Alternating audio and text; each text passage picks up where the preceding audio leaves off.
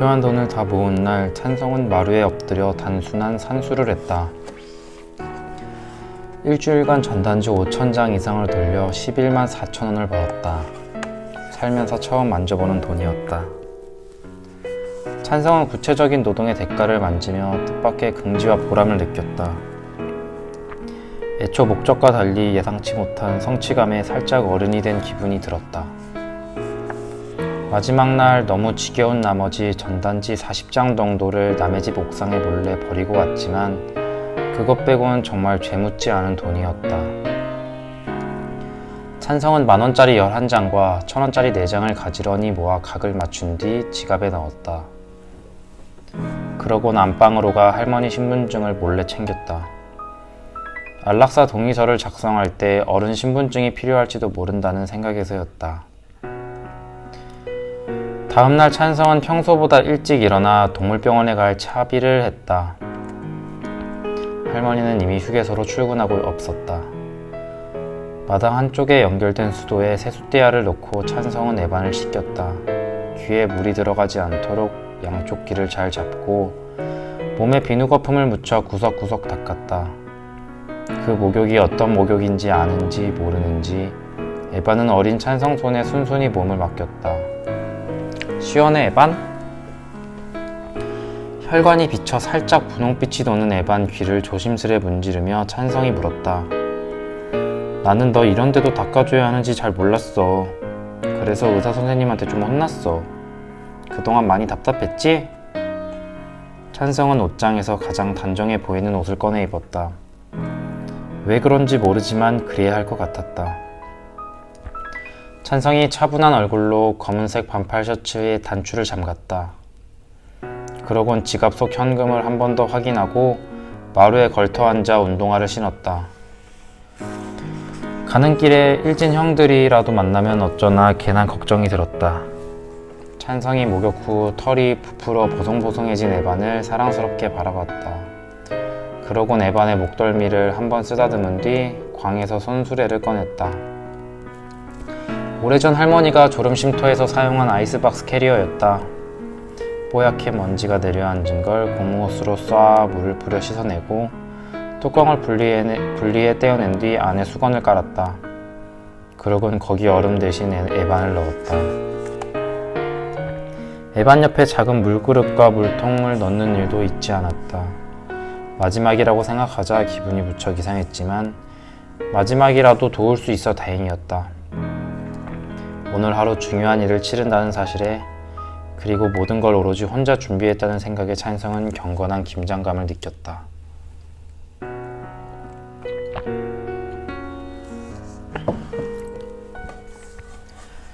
참사란 동물병원은 아파트 단지 내 편의시설이 밀집한 상가 건물 1층에 있었다. 산뜻한 크림색 외벽에 통유리가 시원하게 달린 신축 병원이었다. 상호가 박힌 노란 간판엔 검정색 개 발바닥 도장이 찍혀 있어 전체적으로 다감한 인상을 풍겼다. 유리벽에 붙은 살인 진드기 집중 예방 기간이라든가 강아지를 찾습니다라는 문구가 적힌 인쇄물을 보며 찬성은 왠지 모를 안정과 신뢰를 느꼈다. 다 왔어 에반. 병원에 들어서기 전 찬성이 뒤를 돌아봤다. 허리 숙여 에반과 눈을 맞추고 싶었지만 마음이 흔들릴 것 같다 꾹 참았다. 한 손에 손수레 손잡이를 잡은 찬성이 반대쪽 어깨에 힘을 실어 병원 유리문을 밀었다. 순간 어떤 힘이 찬성을 바깥으로 확 밀어냈다. 어? 현관미 금속종이 쨍그랑 소리를 냈지만 유리문은 꿈쩍하지 않았다. 찬성이 얼떨떨한 얼굴로 한 발짝 뒤로 물러섰다. 그리고 그때서야 유리문에 붙은 공지문을 발견할 수 있었다. 상중, 주말까지 쉽니다. 찬성은 상중이란 단어의 뜻을 정확히 알지 못했지만 그것이 죽음과 관련된 말이라는 걸 직감적으로 알 수 있었다. 찬성은 묘한 안도감을 느꼈다. 찬성은 상가 주위를 배회하다 인근 아파트 단지 놀이터로 갔다. 전에 전단지를 돌리며 몇 번 와본 곳이었다. 찬성은 등나무 그늘에 앉아 잠시 쉬었다. 아침부터 온종일 긴장한 탓에 피로가 밀려왔다. 아이스박스 속 에반이 잠에서 깨 고개를 들었다. 그러곤 자신을 걱정스레 내려다보고 있는 찬성의 얼굴을 흘깃댔다. 몇몇 사내 아이들이 왁작지껄 찬성 앞을 지나갔다. 서로 스마트폰을 들여다보며 저희끼리 뭐라 참견하고 장난치며 웃어댔다. 찬성이 위축된 얼굴로 그 아이들을 바라봤다. 그러곤 자신의 불룩한 바지 주머니를 한번 만진 뒤 자리에서 일어났다. 집으로 가는 길, 찬성은 버스 정류장 근처의 휴대전화 대리점을 지나쳤다. 찬성은 버스를 기다리다 진열장 안에 전시된 최신형 스마트폰을 구경했다. 반짝반짝 검은 보석처럼 빛나는 매끈한 기기 위로 찬성의 얼빠진 얼굴이 비쳤다. 찬성은 그것들이 진심으로 아름답다 느꼈다. 이것 봐, 에반. 멋지다. 찬성이 진열장에서 시선을 돌려 아이스박스 속 에반을 바라봤다. 에반은 공처럼 몸을 둥글게 말아 그 안에 자신의 머리를 묶고 죽은 듯 잠들어 있었다. 찬성은 에반을 한번 쓰다듬은 뒤 바지주머니에서 구형 휴대전화를 꺼냈다. 그러곤 모서리에 살짝 금이 간 액정에 자기 얼굴을 비춰보다 중요한 사실 하나를 깨달았다. 그러고 보니 돈이 남네. 에반을 위해 쓸 돈을 빼고도 14,000원이 남는다는 사실에 찬성의 가슴이 뛰기 시작했다. 잠시 후 집에 가는 버스가 도착했지만 찬성은 버스에 오르는 대신 휴대전화 대리점 유리문을 열어젖혔다. 처음엔 그냥 유심칩 가격이나 물어볼 생각이었다. 그러다 어느 순간 직원 앞에 앉게 되었고 그가 내민 서류에 또박또박 이름을 적어 넣었고 할머니 신분증을 건네고 말았다. 찬성은 자신의 구형 휴대전화에 휴대 유심칩을 넣는 직원을 쳐다보다 대리점 유리문 앞에 세워둔 손수레를 돌아보았다. 아이스박스 안에 잠들어 있을 에반은 보이지 않았지만 에반이 거기 있다는 사실은 분명했다. 유심칩값 10,000원에 충전기 5,000원. 원래 개통비 40,000원도 받아야 하는데 지금은 이벤트 기간이니까 무료로 해줄게. 찬성이 자신의 휴대전화를 돌려받으며 지갑에서 15,000원을 꺼내 직원에게 건넸다. 에반 병원비에서 1,000원을 허는 게 조금 찝찝했지만 동물병원이 문을 닫는 기간 동안 용돈을 아끼면 충분히 메울 수 있을 것 같았다. 버스 정류장 앞에서 찬성은 휴대전화 버튼을 수없이 눌러보았다. 실근간 액정 위로 환한 빛이 들어오자 더 이상 자신의 얼굴이 비치지 않았다. 찬성은 휴대전화 카메라 단추를 눌러 발밑에 잠들어 있는 에반의 사진을 처음으로 찍었다. 찰칵 소리와 함께 찬성의 등 뒤로 냉장 트럭 한 대가 쏜살같이 지나갔다. 에반은 물 한 모금 마시지 않고 조용히 잠만 잤다.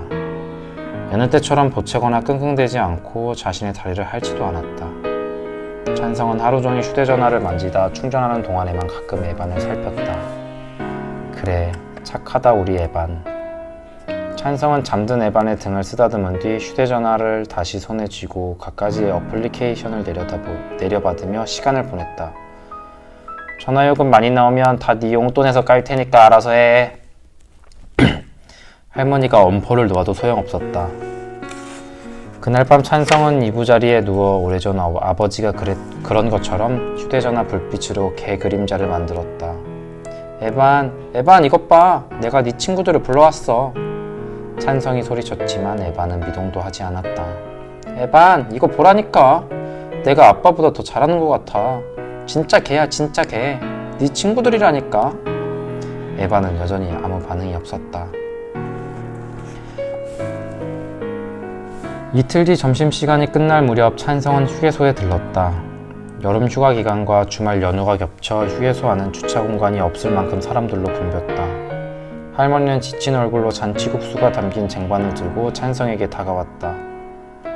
점심 다른 거 사 먹는다고 돈으로 달라 하더니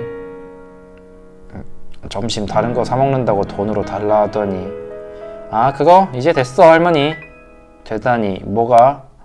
어제 받은 걸로 해결됐다고. 그러니까 뭐가 해결됐냐고. 있어 그런 게. 얼른 국수나 줘.